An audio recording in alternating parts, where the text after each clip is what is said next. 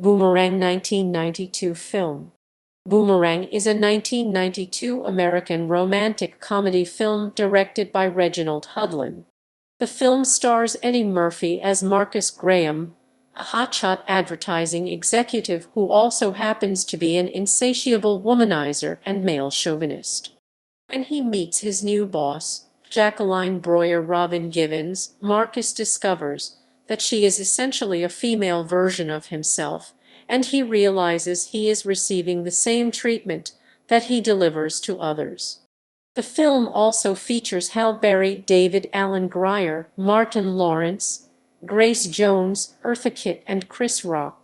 Murphy assisted in developing the story with writers Barry W. Blaustein and David Sheffield, having worked with the writing duo since his days on Saturday Night Live.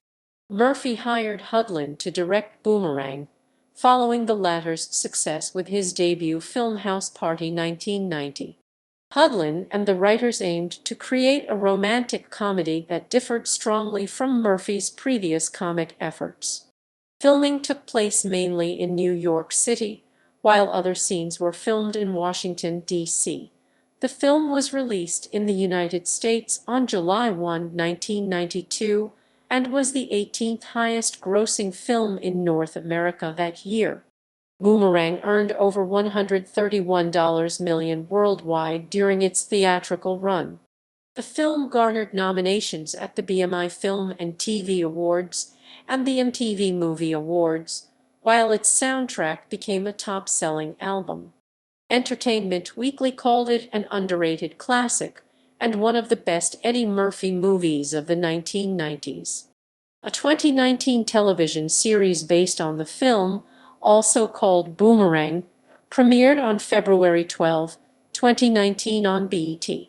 Plot: advertising executive Marcus Graham is a serial womanizer, prone to lying to seduce women, but unwilling to commit until he finds the perfect woman. His friends Tyler and Gerard tell him his standards are too high, particularly his habit of judging women by their feet.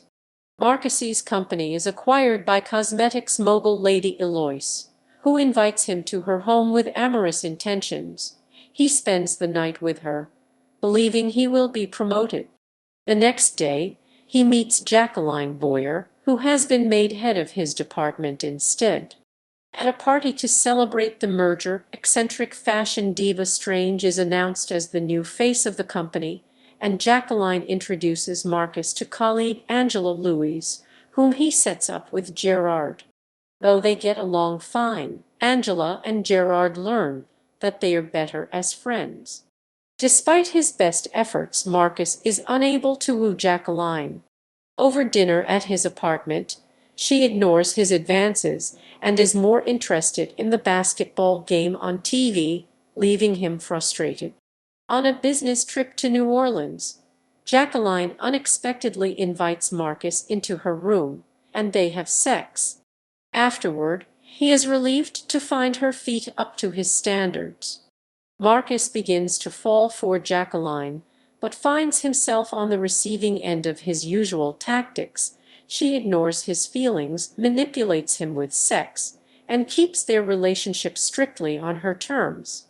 Discovering she has bragged about their trysts to Strange, whose advances he is forced to reject, Marcus confronts Jacqueline, and she ends their affair. Marcus finds himself the subject of office gossip, and his work begins to suffer. After a major business proposal is almost ruined, Jacqueline forces Marcus to take a few paid weeks off as an alternative to being fired. He spends time with Angela, who tries to bring him out of his funk. After hosting Thanksgiving dinner with Tyler, Gerard, and Gerard's tactless parents, Marcus and Angela sleep together. Gerard is furious, believing Marcus will mistreat Angela like his past conquests. Marcus and Angela move in together, but she is hurt when he downplays their relationship in a phone call with Jacqueline. Marcus, having regained his confidence, proves newly attractive to Jacqueline, and they sleep together again. He returns home to Angela in the middle of the night, and when she confronts him in the morning, He explains that he is confused by his feelings for her and for Jacqueline. Angela breaks up with him and takes a promotion at another company. Marcus rebounds with Jacqueline, but realizes his love for Angela. He returns home to find she has moved out. Marcus reconciles with Gerard and visits Angela at her new job, convincing her that he is truly committed to her, and they get back together. Cast. Production. Development. Eddie Murphy created the original idea for the film, which he took to writers Barry Blaustein and David Sheffield. After they finished the first draft of the script and were given the green light on the project, Murphy offered the directing job to Reginald Hudlin, who had previously found critical and commercial success with his debut film House Party. For Boomerang, Hudlin said that, from a creative standpoint, he really wanted to take Murphy somewhere where he's never been before, and that he and the writer's goal was to put Eddie through paces. To have him have an arc like most characters in movies do, where he's not just the Br rabbit character starting trouble, and to put him in a situation that allows him to have a genuine obstacle. Woody Omens, the cinematographer of the film, was insisted upon by Murphy, who had previously worked with him on Harlem Nights. Earl Watson worked as the film's main editor, and had previously worked with Hudlin on House Party. Francine Jamison Tanchuk worked as the film's costume designer. The intention was to give Murphy's character Marcus Graham a cool, yet sophisticated style. So typically when it comes to black characters, either you have to be a successful, and one of the reasons why the movie has had such enduring popularity is because the character is both. He's much more in the Cary Grant mode of business person.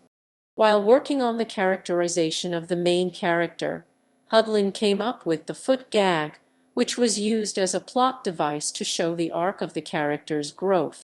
It originated from a joke between the director and his friends about a man who's so picky about women that he even looks at their back teeth. So it's like, how do we define that Eddie's a back teeth kind of guy? So I came upon the idea of showing feet. That no matter how beautiful this woman is, if she has messed up feet, he's out of there. Also, Hudlin said that we know he's evolved into a higher level of consciousness when he doesn't even notice what Halle Berry's feet look like. The character Angela's art class was an idea the filmmakers had to put Murphy in a context where he could interact with kids, which he hadn't done prior to this film. The cast rehearsed for 2 weeks before production started, which the director said really created that sense of team and everyone playing off each other and everyone having that comfort level. Murphy even told Hudlin that he hadn't rehearsed since his days at SNL, and that he was going to rehearse for all of his movies from then on. The scene in which Marcus changes his mind while with Jacqueline was a major rewrite to the script. According to Hudlin, in the original draft, Eddie's character Marcus never decides anything. Things are decided for him by the different women. So, we finally realized he had to make an affirmative choice. Going through the script with a buddy of mine, we talked about it, and my buddy Tree said, look, he's got to make a decision. And I said, you're right. He's got to reject her and choose her. And it seems so obvious now. I'm like, what's wrong with me? What was wrong with all of us that it took us so long to figure out what we really needed to do to fix the movie? Casting. Hudlin knew immediately that he wanted Halle Berry for the role of Angela after she came in and did the reading, and was nervous that Murphy wouldn't like her. Berry had appeared in a couple of films prior to being cast in Boomerang. However, after Berry performed her screen test, Murphy told Hudlin, well, that's it. There's no need to see the other 2 actresses because she's the part. Executives at Paramount Pictures were nervous about Robin Givens being cast in such a major role in the film, as she was disliked by many in the general public at the time because of her past relationship with Mike Tyson. Hudlin, however, thought that actually made her perfect for the role, that she was this formidable person, and a match for Eddie Murphy, who also had an intrepid reputation as a ladies' man. So I wanted the audience to feel like this would be a fair fight. David Alan Grier and Martin Lawrence were cast as Murphy's best friends in the film. At the time, Grier was well known for the show In Living Color. About him, Hudlin said, "I think he is an absolutely underrated genius. I think he is Steve Martin level funny, and it's too bad more people don't know how to use his comic gift, because he is absolutely brilliant."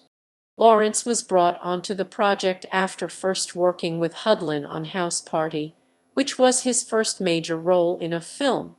Drake Massey and John Witherspoon had played a couple in House Party and were reunited for the film, this time playing the character Gerard's parents.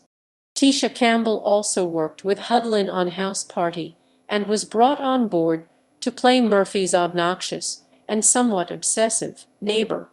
While on the set, Hudlin would always rave about Campbell and Lawrence, and Murphy suggested Hudlin do a film with the two of them.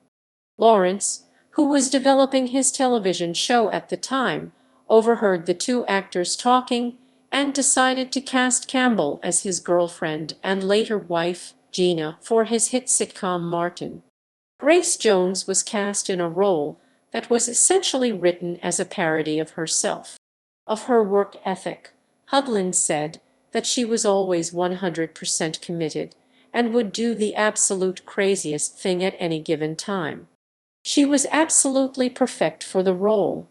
It was written for her, and she came in very humble, very sweet. Eartha Kitt was the hardest person to cast for the film, as she was somewhat offended by her character's tone in the original script. Eventually, she accepted the role after some of the more tasteless jokes in the script were changed or removed. Hudlin, however, did say that she was great to work with, and that she really got into the spirit of it, and was a lot of fun. Lela Rochon, who was known for her role in Murphy's 1989 film Harlem Nights, was brought back for a small role in Boomerang. Chris Rock, who was a protege of Murphy's and had acted in small roles in a few other films at the time, was also given a bit part. The role of Lady Aloysius Butler was played by Jonathan Hicks, a friend of the director's, who replaced a sick actor at the last minute. Hicks was a reporter for the New York Times, not an actor, and took the role as a favor to Hudlin. 3 of the actors in this film have starred in the James Bond 7 films. This includes Jeffrey Holder Baron Samedi from the film Live and Let Die, Grace Jones Mayday from the film A View to a Kill, and Halle Berry Jacinta Jinx Johnson from the film Die Another Day. Filming. The majority of the film was shot in New York City during the winter. Although it was very cold, the director said that it was still great to actually be in the city and get that authentic New York flavor. Most of the film was done on location as well. Interior scenes which took place at Marcus' workplace were shot in the old Univision building that had been repainted for production. The scene in Lady Aloysius' bedroom was shot at the Boston Park Plaza in a suite personally redesigned by Ivana Trump, which accounts for the unique styling. The scene of Strangey's introduction was filmed at the Winter Garden atrium of Brookfield Place. Although director Hudlin was willing to let his actors improvise, there were boundaries and rules to it. He explained that once the actors get a sense that someone will tell them if something doesn't work or that we're getting too far afield. So, that's the balance that we struck. Production went well, and as expected with so many comic actors and personalities around, was lively. During production, Hudlin said that whenever David Alan Grier and Martin Lawrence worked, the film's crew usually worked a little slower because wherever they were, There would be so much comedy being generated, and they were so funny that everyone wanted to hang out near where they were throughout the day. In the scene where the new fragrance is being presented to Strange, the director said that what Grace was doing on the set while we were shooting was so funny that I remember Hal crying off camera cause she was trying to keep a straight face but she couldn't. So whenever she was off camera, she would just be literally crying because she was laughing so hard. And fortunately for her reaction shots, she was able to recover. An extra scene, involving Jones taking off her chain metal dress, which is ringing off the metal detectors and walking through them naked, was shot in Newark Airport. However, the filmmakers felt it to be too shocking, to the point where it threw the rhythm of the picture off, so they only used it in the small clip being edited for the perfume commercial. The scene late in the film where Grier, Lawrence, and Murphy hug in front of the Empire State Building was shot around 1 or 2 o'clock in the morning, when the lights are usually shut off. If the filmmakers had them shut off at their command, it would have cost them $40,000, $60,000, so instead Hudlin had the 3 hug, and the lights were eventually shut off as usual. When editing the film, they simply reversed the footage to make it appear as if the lights were being turned on. The filmmakers even thought about ending the movie at this point, deciding instead to go with Marcus attempting to win back Angela's affection. For this, an alternate ending was shot where Angela is teaching the kids at the school and Marcus comes, talks to her and eventually wins her back. The filmmakers thought it was slow and uninteresting, and eventually came up with the released version. Near the production's end, some scenes that still needed to be shot were done in Washington, D.C., where Murphy was also shooting The Distinguished Gentleman. Originally, some of the film was to take place in the Caribbean, and scenes were to be shot there. However, the setting was changed to New Orleans, and the scenes taking place there were shot in D.C. Music. Marcus Miller produced the original score for the film, while Antonio L. A. Reed and Kenneth "Babyface" Edmonds worked on the soundtrack. With such a wealth of new material, director Hudlin said sometimes we used score, sometimes we'd use a song by L.A. and Face, or sometimes Marcus would take some of the songs they had written and do score interpolations of it. For example, one of the songs, "Love Should Have Brought You Home," is a great example. That came from a line of dialogue where Hal is furious with Eddie, says "Love should have brought your ass home last night," slaps him. At that time, L.A. leans over to me and goes, "That's a great song title." I said, "Great idea. They write a song, "Love Should Have Brought You Home." I said, "Well, who we going to get to sing it?" And they said, "Well, you know, we've got this great young singer who sang the demo, Reggie. If you like the demo, then we can use her." And I said, "Great, let's use her." So that was Toni Braxton's debut. And I remember when I finally met Toni at Babyface's wedding, L.A. said, "You owe your career to this guy. He gave you your big break," which was really sweet. The soundtrack album reached the number 4 spot on the Billboard 200 and number 1 on the top R&B/hip-hop albums chart. It included multiple singles that charted in their own right, the most successful of which was Boys Roman 2 Men's End of the Road, which went to number 1 on the Billboard Hot 100 Singles chart and stayed there for 13 weeks, breaking Elvis Presley's previous record of 11 weeks with his version of Hound Dog. Design. The production was very demanding, including an expensive wardrobe budget, which Hudlin felt was completely worth the price. The clothing in the movie is incredible, for both the men and the women. Eddie looks great, Robin and Hal look great. Great hair, great makeup work for all concerned, cause we wanted it to look fantastic. We wanted to give people a level of production value they hadn't seen for Eddie's first foray into true romantic comedy. Influences. Francois Truffaut's Jules and Jim was an influence on the story arc between the characters Angela, Gerard, and Marcus. Director Hudlin explained, "I remember when I saw Jules and Jim when I was a kid, and that awkward feeling of two guys, one has a better time with girls than the other, and they both fall in love with the same woman. And I remember the agony of watching the emotional stakes of that picture. And this is just a fun movie, not trying to compare myself to Truffaut on any level, but at least that's what inspired the moment." The pacing and rhythm of Howard Hawks' His Girl Friday was a big influence on the picture's style. Woody Allen's Annie Hall was also very influential while Hudlin worked on the project because, according to Hudlin, if you talk about contemporary romantic comedy, you're really talking about Annie Hall. Reception. Box office.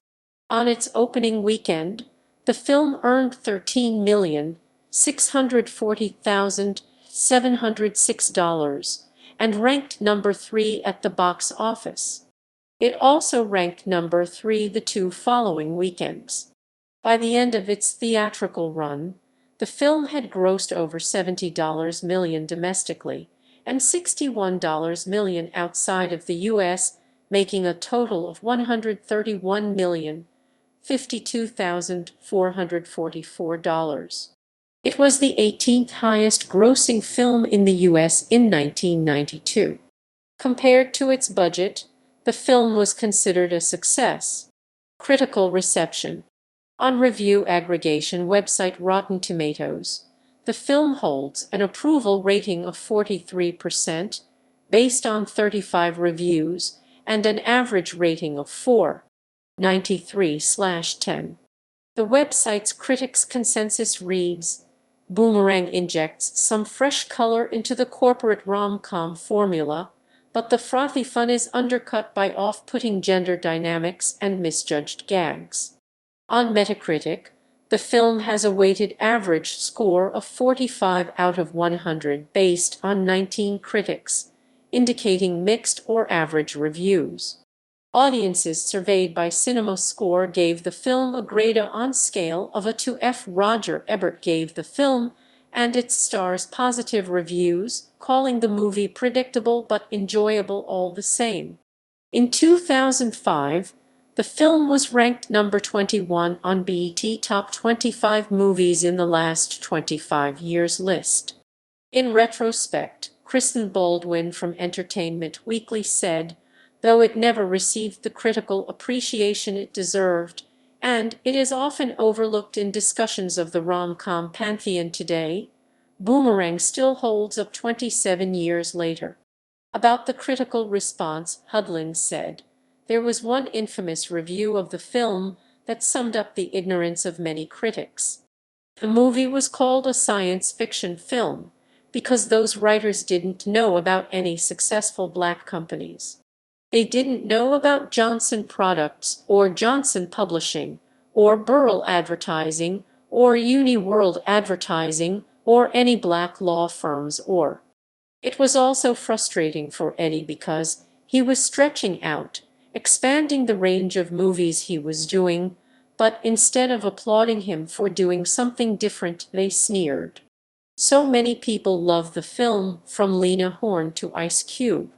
There are people who watch it with their family every Thanksgiving.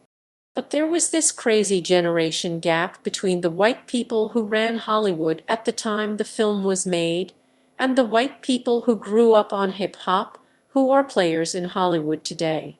There's a much higher percentage of white executives who at least have a basic knowledge of black pop culture today, thank goodness. That's why you can't sweat the controversy of the moment. Over time, the true value of a movie is revealed, which is why it's so nice Boomerang has generations of fans. Awards and nominations. 1993 BMI Film and TV Awards. Most Performed Song from a Film, Antonio L. A. Reid, Darrell Simmons, and Kenneth Babyface Edmonds for End of the Road winner. 1993 MTV Movie Awards. Best Breakthrough Performance, Halle Berry nominated. Best Comedic Performance, Eddie Murphy nominated. Best Movie Song, Boys Roman 2 Men, End of the Road nominated. Most Desirable Female, Halle Berry nominated.